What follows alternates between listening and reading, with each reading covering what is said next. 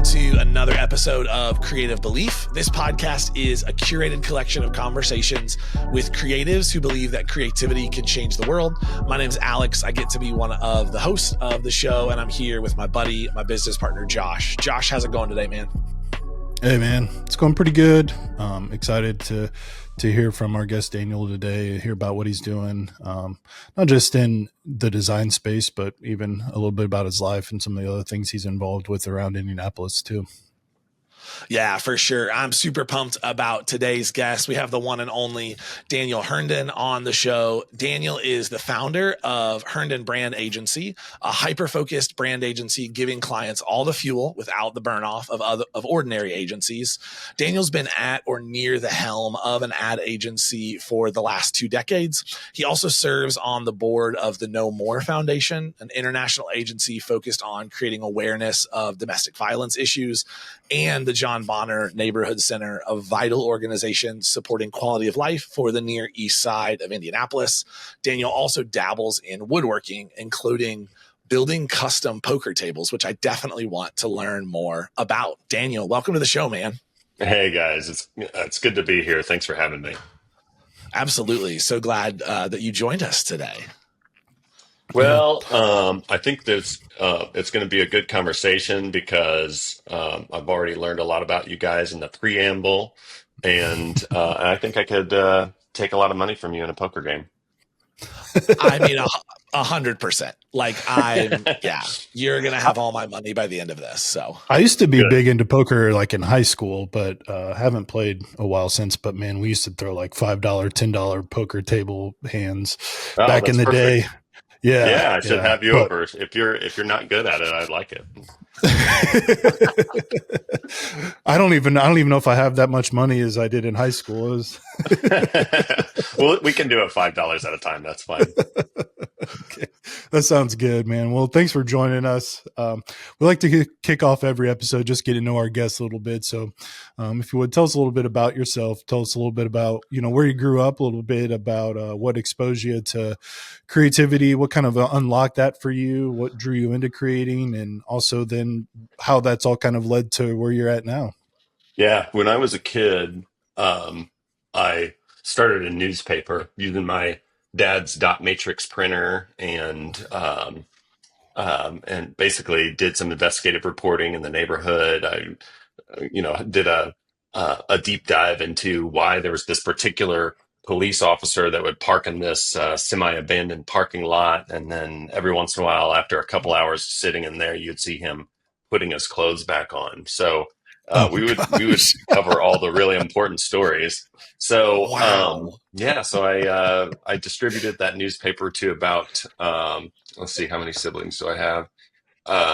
About 12 people. And I made pretty good money too because I was selling it for 25 cents. But anyway, so it was what is that? $3? Yeah, I mean, huge profits. Yeah, that's great. So I started, in the creative field, basically as a kid, just dabbling in stuff that I did as a hobby. And somewhere along the lines, I just knew that when I eventually had to start getting a job that I didn't know what I wanted to pursue. I just knew I wanted, the way I put it to myself at the time is I'm going to be wearing a tie. Which I think was just me coping with the fact that to be successful, I felt like I needed to work in an office and follow some rules. But I always just sort of imagined, if I feel like I'm a creative person and I also feel like I have something to offer the professional world, it would be nice if those two things could be combined, but that's never going to happen. So I'm just going to go to work, right? But somewhere along the lines, after I left my first job, I was fortunate to get a good job, right out of high school, never went to college. To give you a little bit of context, I grew up in a family of 12 kids and, really poor family, poor upbringing. We were homeschooled. I never really finished high school. I just kind of stopped at one point, and eventually, a couple of years after, when I was like 19 years old, I got a GED. I never went to college. I actually showed up to a college to apply for college, and said, uh, I want to go to college. And they said, well, let's look at your transcripts. And I was like, what's that? I don't even know what that is. So, um, so I just hustled and was fortunate to get a job at a company that sold furniture to colleges, dorm furniture. So big, big projects, large installations of furniture, and did that for close to 5 years.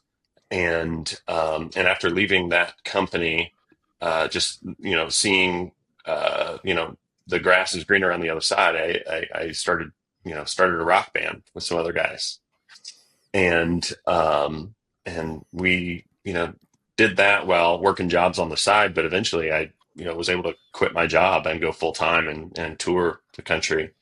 Um, we never really made it to like a sustainable level, but we did it. We did it for a living for a while, and that kind of broke the seal of working for myself, and going back to working for a company was hard for me at that point. So Hmm. I started thinking, how can I extend my career in music? And really it was creativity, just like going back to that newspaper in the beginning. Like I just wanted to create something, right? So what I ended up doing is I ended up working with other artists to develop them as their band, as a business. And what a lot of bands would say is, I think you need to book us some shows. And I said, no, you can't book shows. You have to have an image, and you have to have a story, um, just to be able to get shows. I mean, like they don't just come to you unless you've Yeah. created a brand. Long story short, I a couple of years into it, switched to business services because there was more sustainable revenue there. There's companies that had checkbooks, um, and so I started, essentially became a marketing agency at that point. Yeah. Man, what an incredible ride. And I can resonate with a lot of that. I didn't go to college as well, kind of had an opportunity to just step into the career field and kind of hustle that. And so I understand that like drive to go out and create and build something, while all my friends were at school getting degrees, paying for the thing that Hmm. I was out like Hmm. in the field learning how to do. And so I Yeah. respect that a ton. Um, Talk a little bit. I think one of the things I've always been fascinated by you is that like pursuit of starting something, right? Like you've been Hmm. involved in the start of lots of different things, Hmm. from your newspaper to a band to building your company, really successful company here in Indy. I know you dabbled in the restaurant space a little bit. So talk Hmm. about that, like desire and pursuit of creating something new, and why that's so like attractive to you. Yeah.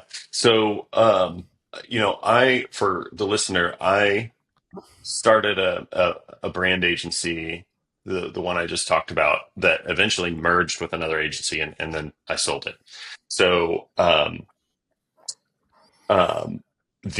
during that time, I also started a restaurant in Fountain Square, a borough of Indianapolis, and I assume that you have listeners in other cities. So, We hope um, so.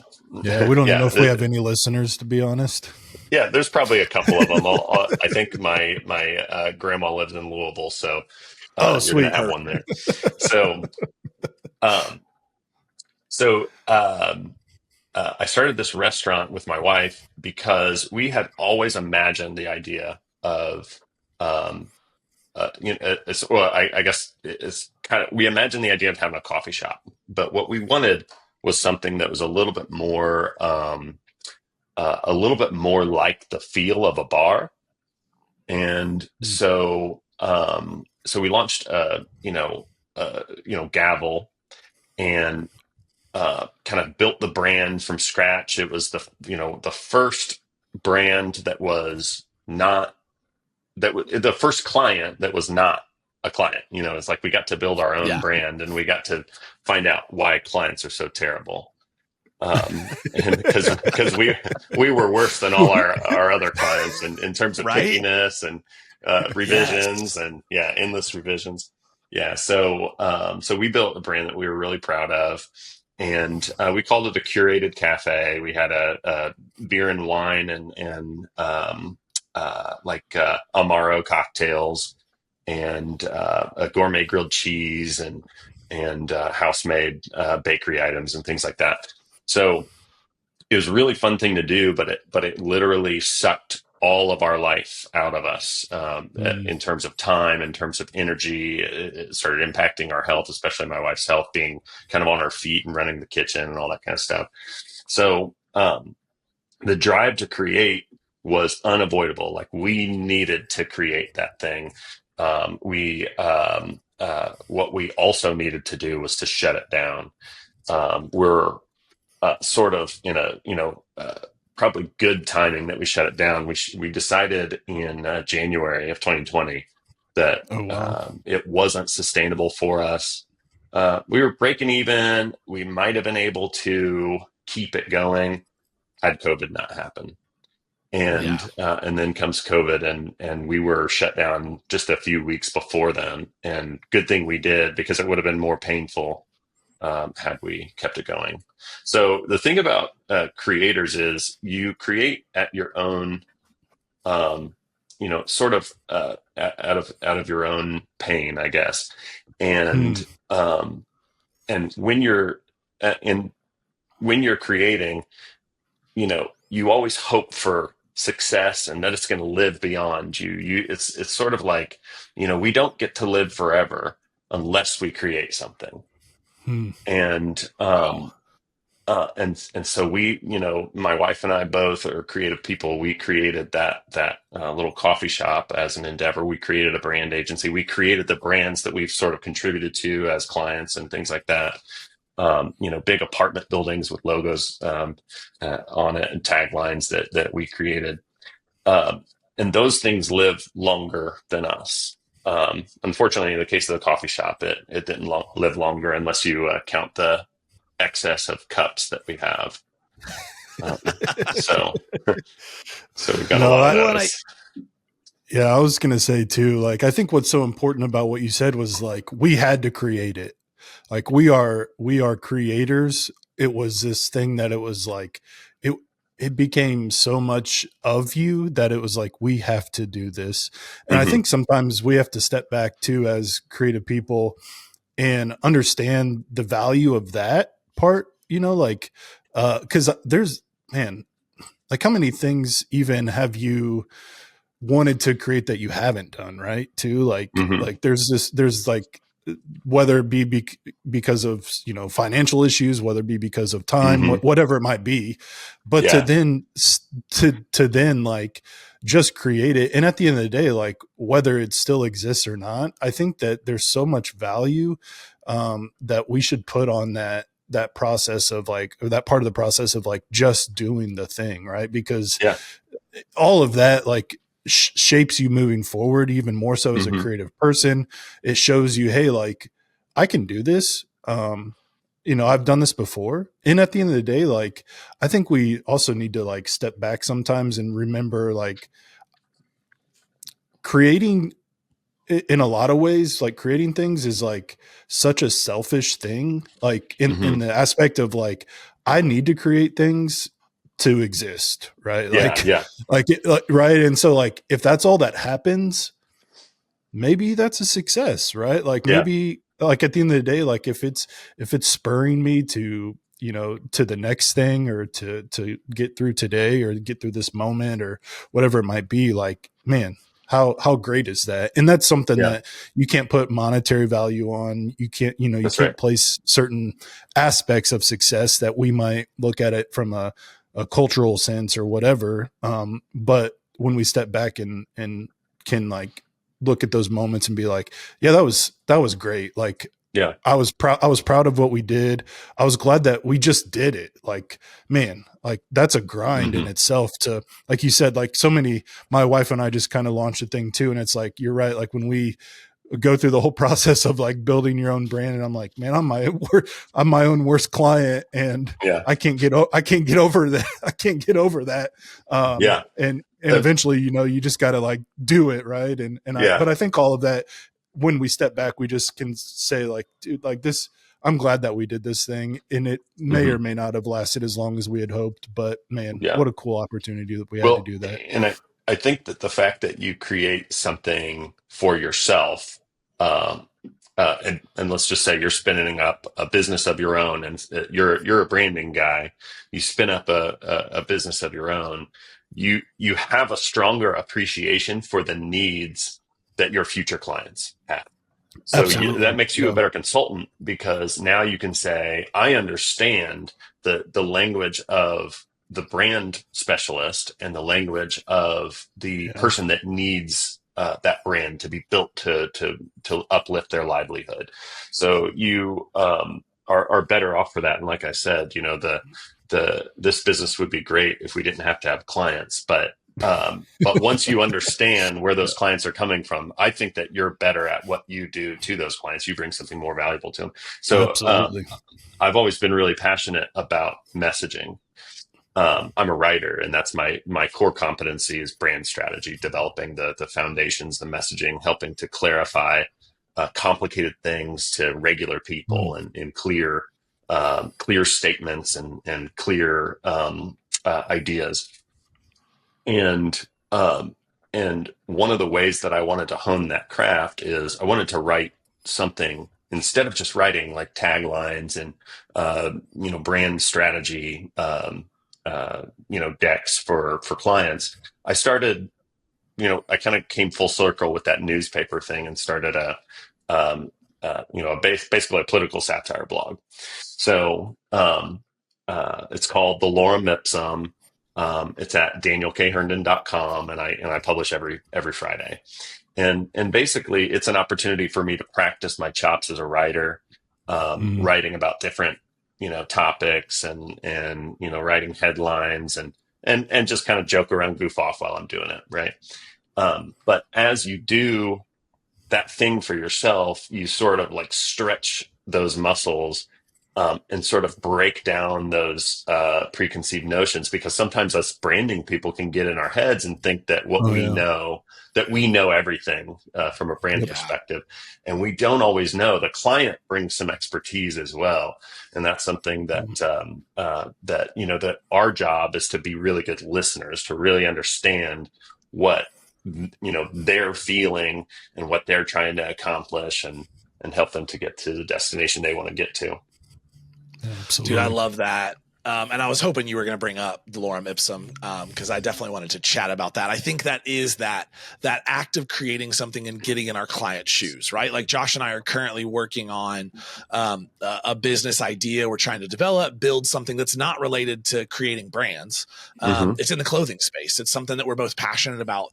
Part of it is selfish. Like we want to create this thing that we've always wanted to have, but also it is giving us better insight into what our partners are going through as they're starting their own thing, right? As they're navigating that journey of how do I build this company? How do I create something that's actually going to sell and drive change and growth and all of that? And I think that when we get so locked into just like waking up, plugging in, doing the thing, and not like taking time to create outside of our normal 9 to 5 or our normal, like, right, whatever rhythm and routine, we get kind of numb to that idea of creating and building something that can make an impact and has a story to tell. And so I love the work that you're doing with that. And I think that's really great advice for all of us, whether you would call yourself a creative or not, is to go and just like create something on the side and do something, even if you're the only person who ever sees it. Go write the funny blog or the serious article or the whatever it is, and help yourself become better at your craft in the long run by putting yourself in the shoes of the people that you're serving. Daniel, I want to talk a little bit about creative advice. I think I told you when we got going, like I've loved following your journey from afar. We'd kind of cross paths at some point, Mm-hmm. a long while ago. And I've loved following your journey and kind of a lot of just the advice that you've given to Mm-hmm. creatives over the years. So I would love to hear from you, like what's some of the best creative advice that you've ever been given, especially now in this season where you are starting another new endeavor. Yeah. Um, that man, that's hard to land on what the most valuable or the best creative advice has been. But one of them that really stands out to me, I think the first place I heard it is Seth Godin, but a number of other mentors and smart folks have said something similar that is just ship it.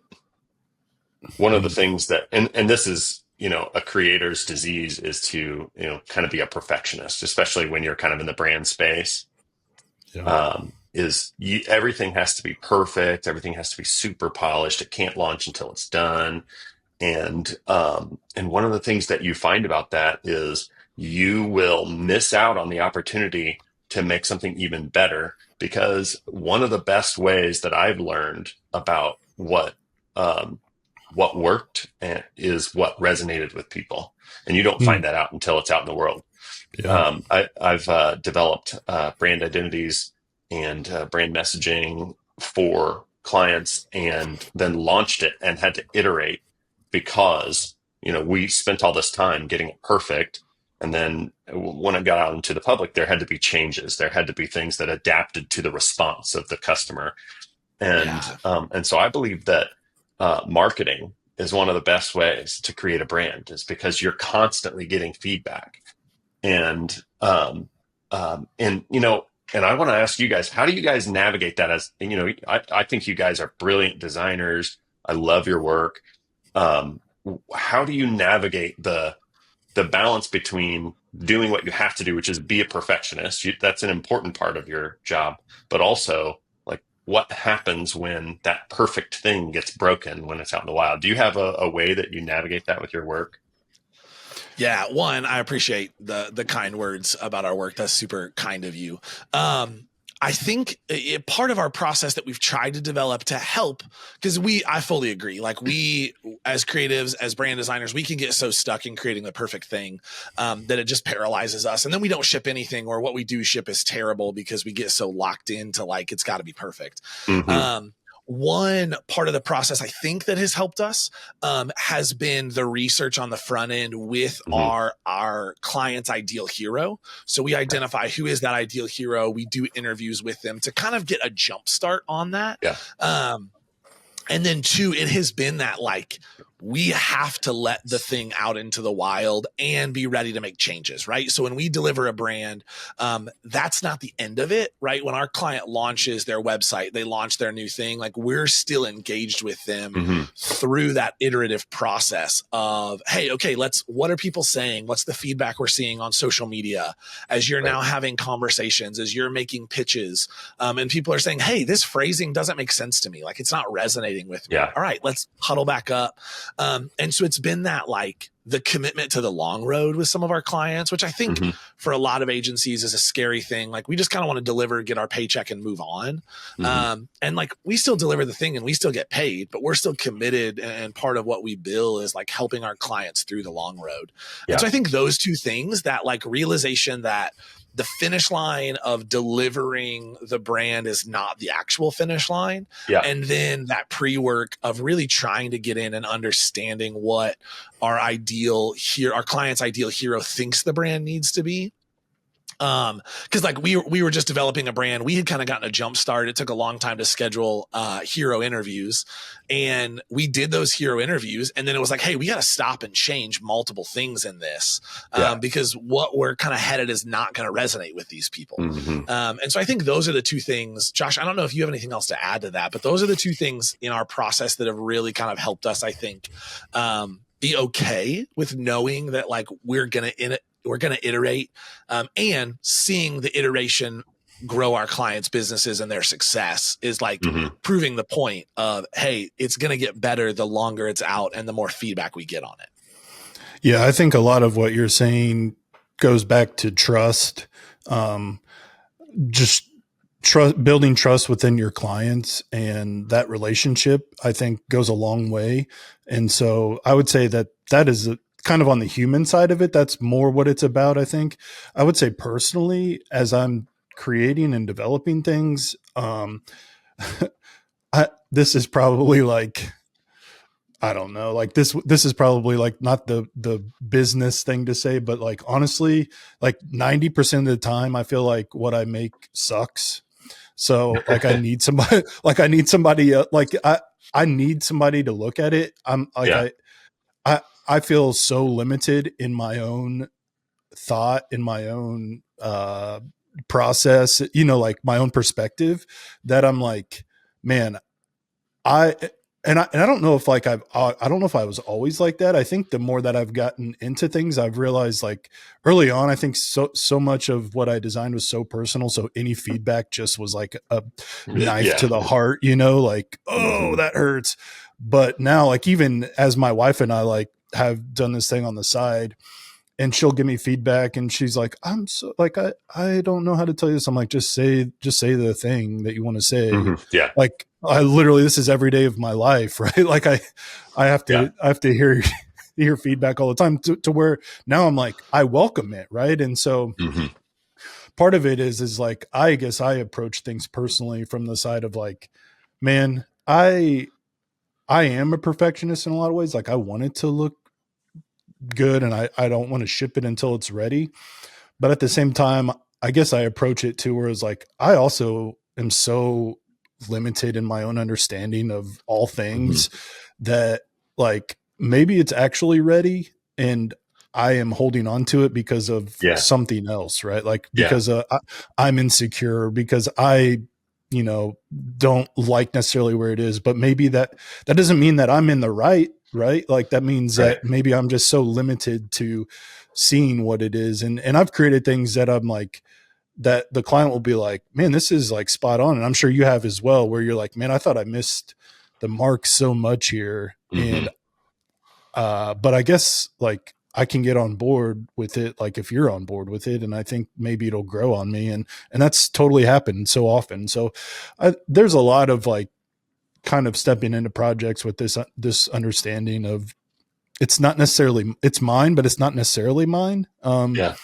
And I have to be okay with that, and be, welcome that at the same time. And at the same time, I think too, like, it is, what's the word I'm looking for? It's just tough to put your stuff out into the world, right? Like, Yeah. cause for all to see, like, the moment that you ship it, like, not only is that organization going to see it, but now other people are going to start seeing Yeah. it. Right.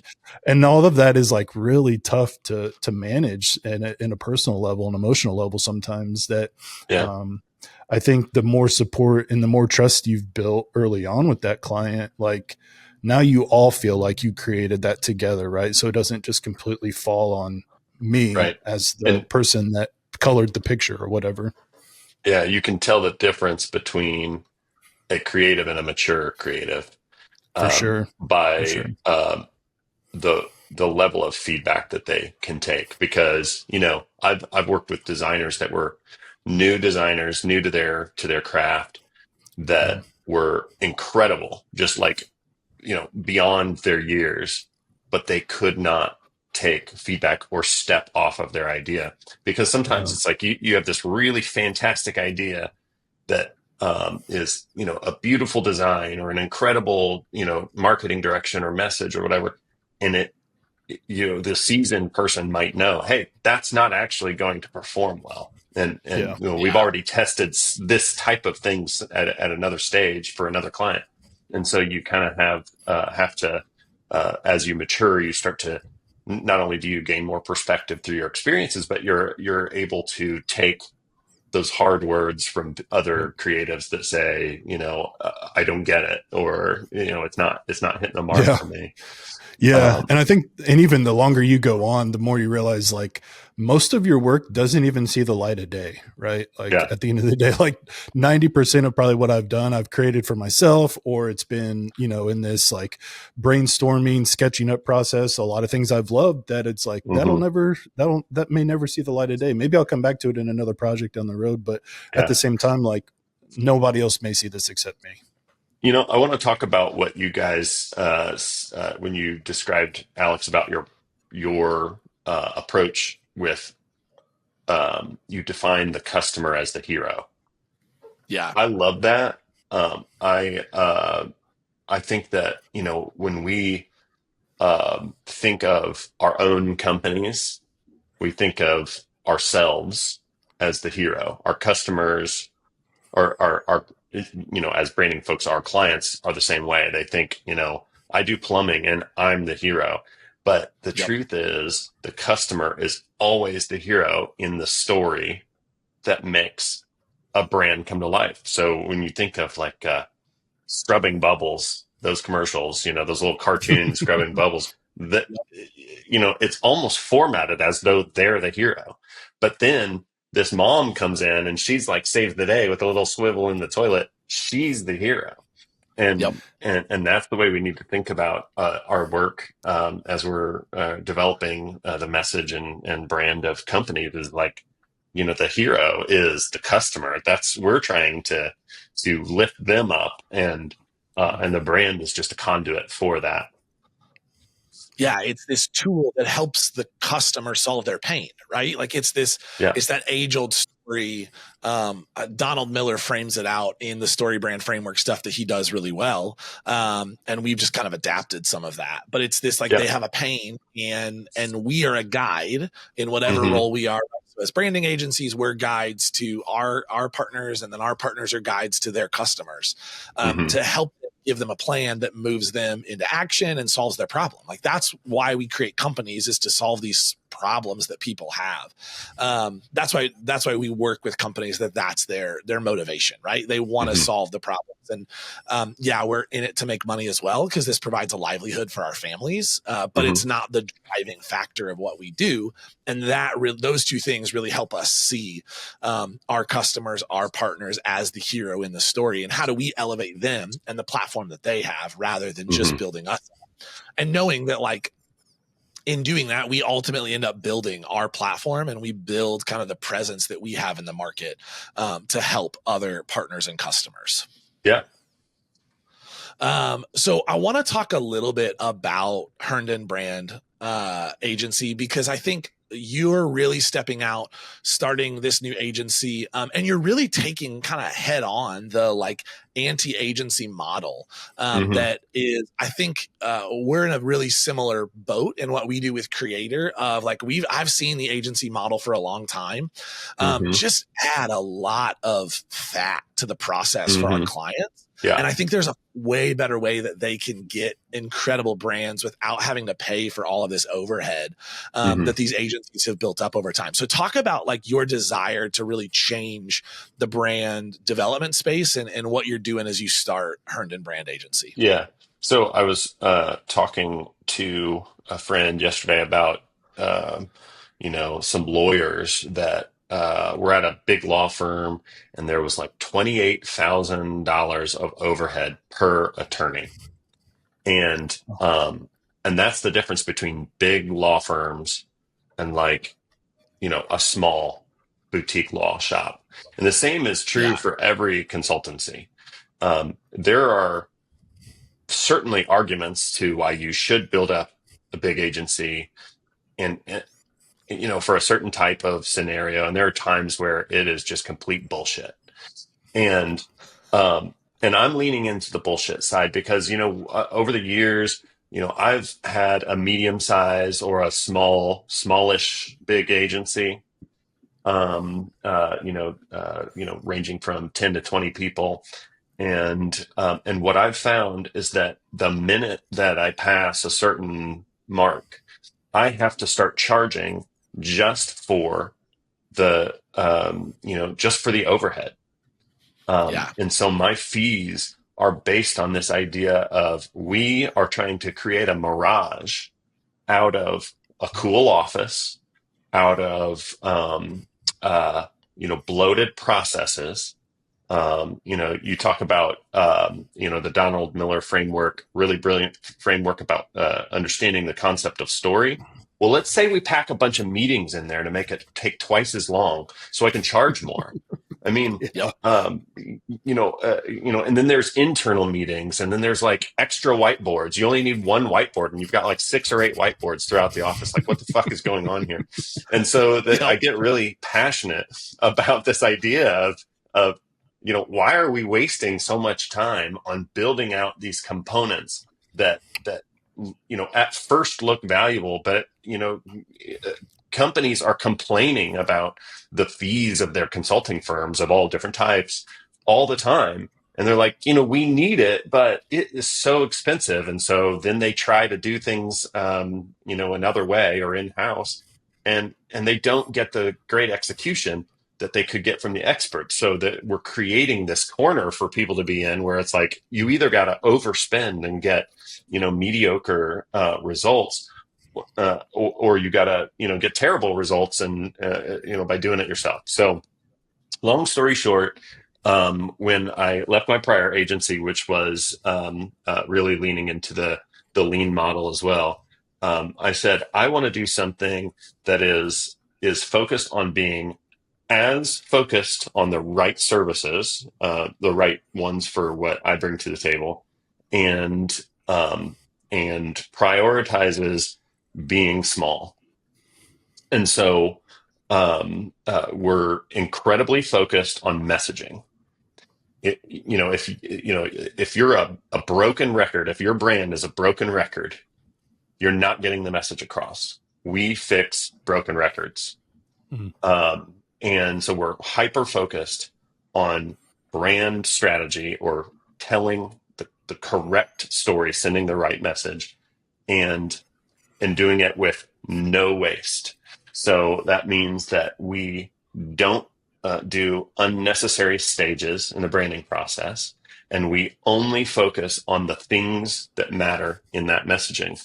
So if you've worked in the agency space at all, you've probably seen a really big deck with lots of slides and a whole bunch of really creative paragraphs and statements on it that that get everybody really enthusiastic, and then once they're handed to the client, they never get looked at again. Yep. And then you've got that smaller, key messages that say, this is what our customer cares about, and here's how we want to say that, so that we can be distinctive and have the most impact. And that is what we work on.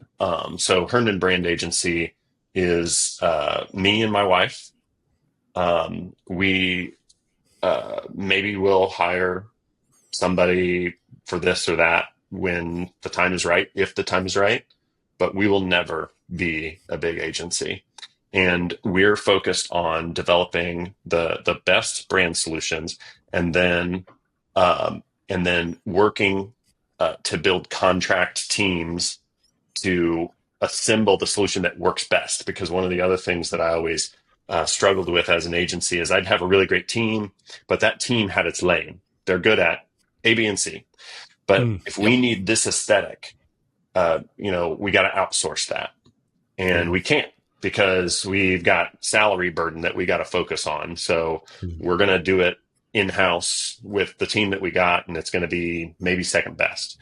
And that was one of the things that I wanted to eliminate that problem by saying, I've developed so many friends in the creative space that I've wanted to work with. And I'm like, man, Alex would be great at this one particular thing, but got to pay the bills. So let me, do it with someone who's fantastic at something else.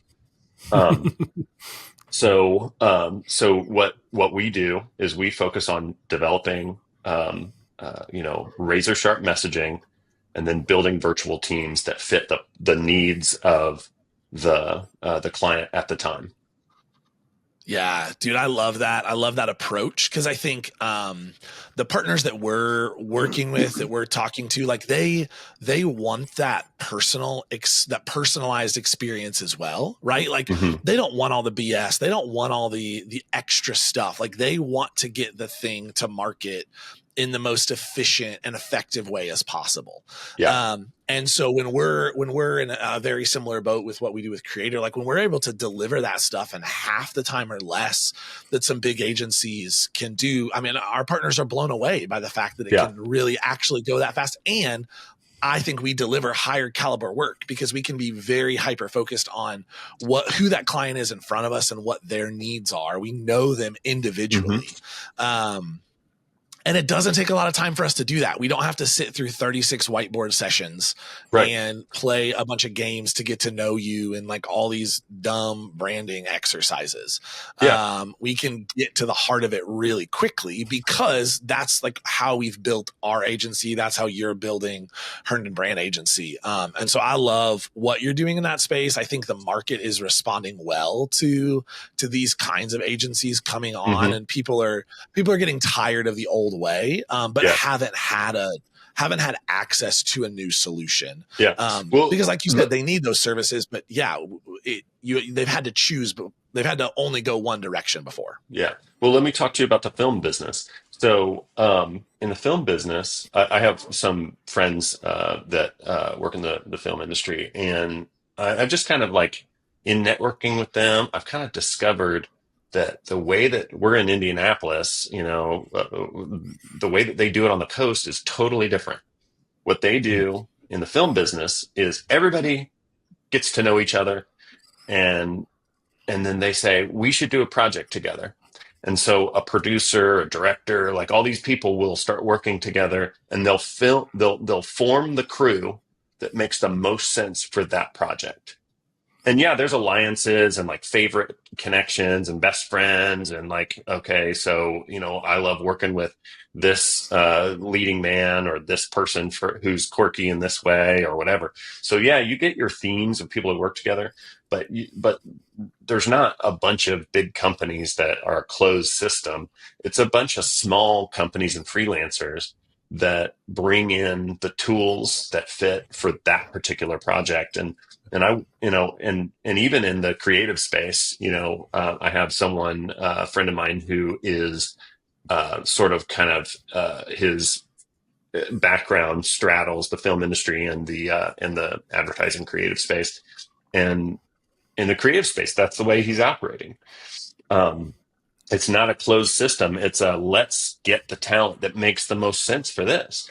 And so that's the reason why I'm excited. I don't think of you guys as competition. I think of you guys as you're the next people I'm going to collaborate with, because Yep. there will be a Yeah. situation where I'm a good fit for a component and you're a good fit for another component, and it makes sense for us to work together. Or if we need Yes. that big agency capacity with the small agency mindset, guess what? Yep. That we can expand our team as needed. Yep. I'm really excited about, the world is embracing that a little bit more. Yes. And I'm excited too, I think for both of what we're doing, that like we're seeing, I think, creatives finally say, hey, this is what I'm good at. I am good at brand strategy. I'm not good at creating client testimonial films for you. Like, it's just not the thing I'm good at. Sure, I have a camera. Sure, I can do it, but it's not the thing that I'm best at. And so I'm going to bring in someone who's really incredibly talented. And in building Creator like that, I didn't want to be the do all everything agency for people. Some clients like that, but I think most clients have really respected the fact that we've said, hey, this is what we're good at. This is our lane. And if you want those services, that's awesome. I'm going to bring in really talented people or connect you with the right people to help fulfill that part of what you need, because I don't want to deliver half-baked work for you just so I can collect a paycheck. Like, that's not worth it to me. And your brand deserves better than us trying to use it as a way to make money. Yeah. I love it. Daniel, this has been so good, man. I think we could talk for a long time, but I would love to hear what's next? Like, what's on the horizon for you? You're just getting Herndon Brand Agency launched. Like, what is on the horizon for you? What are the things that you're working on that you are really excited about?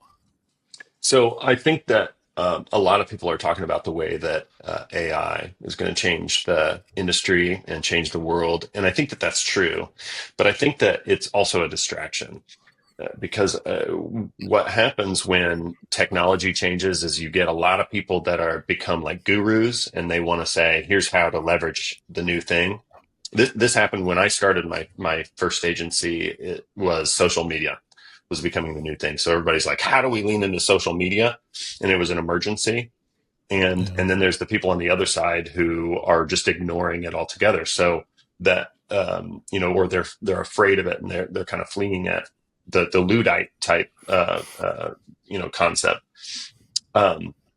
So I think that what we're going to see develop in the creative space is an increased obligation to deliver honesty, because there's so many ways to fake that there's going to be more more of a push for the things that feel real to people and that people connect to in a world that is filled with a bunch of fake things. And I think that means that when we leverage AI, which we should, that we're going to have to leverage AI in a way that is like a tool and not like a replacement. When we started switching to power tools, we didn't say that the world of the flat screwdriver is over. We just said, this gets me to, this allows me to do things better.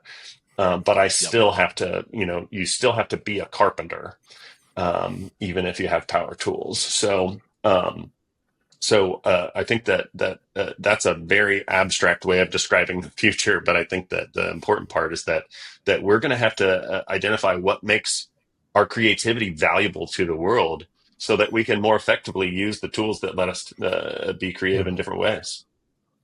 Yeah, 100% agree. We've talked about that a lot with guests recently, of that AI is just that. It's a tool. It doesn't replace that empathetic creation that we as human beings have. And how do we use those tools? I mean, just like when we write, when we design brands, how do we use the software, which is just a technology tool, to help us create the thing that's born out of empathy, born out of understanding, born out of human emotion and experience. And so I love that. And I am excited to see where that leads you as you continue to build this new agency. Cool. Well, Daniel, we want to say thank you so much to you for joining us. We also want to say thanks to everyone for tuning in, listening to this episode of Creative Belief. We hope that it has been a conversation that's reminded you that you are a creative who was made to create incredible things. So go create something that makes the world a better place today. We will link to all the places that you can connect with Daniel, with Herndon Brand Agency, so you can see what he's up to, the Lorem Ipsum, all the places that you can find him. You'll find those in the show notes, so be sure to check them out, give him a follow, and connect with him.